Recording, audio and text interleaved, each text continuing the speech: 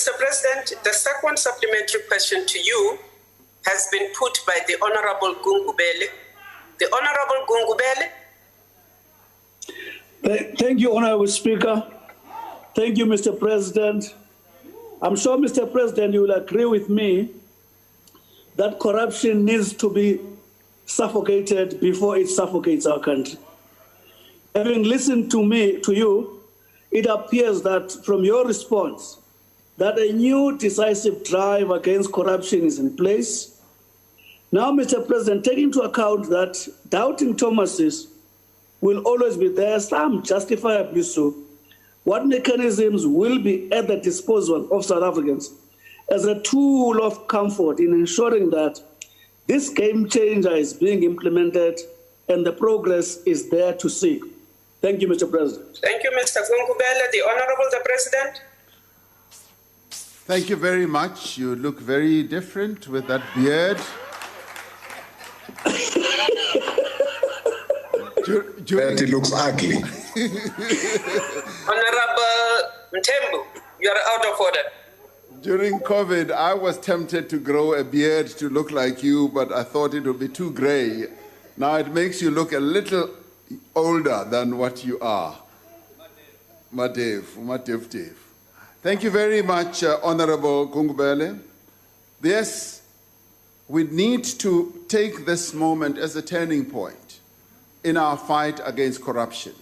And may I say that, I've been scanning quite a number of other experiences in other countries. And I've also taken time to speak to other heads of state. And many of them are going through exactly the same challenge that we are going through. That PPEs gave people with corrupt intent, with fraudulent intent, an opportunity just to make a quick buck and overcharge government in many, many other countries. And it brought to the surface a number of hustlers, a number of fake businesses and all that. So this is a moment that we now need to deal with corruption much more seriously. And I've said that on the procurement side, I'd like to see much more transparency as a mechanism, much more openness, so that everyone can see how the goods and services that we purchase are going to be dealt with and what amounts of monies are going to be spent. And we are not saying that people must not make a profit. Of course, people must make a profit. And through this, we also want to ensure that there is radical economic transformation so that our people who have been previously prevented from getting into business are able to run businesses legitimately. We want to see that happening. But at the same time, we want public resources to be properly utilized. So the mechanisms that we will want to put in place to make sure that tender processes are properly overseen, we have a mechanism or mechanisms that are going to ensure that that happens.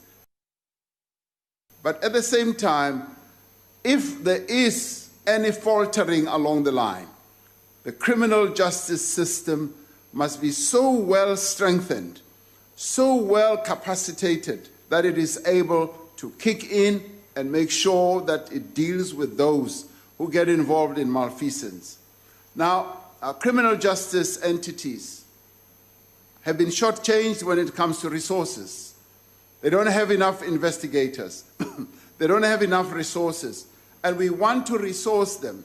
So that is another mechanism that we want to rely on to make sure that they are strengthened.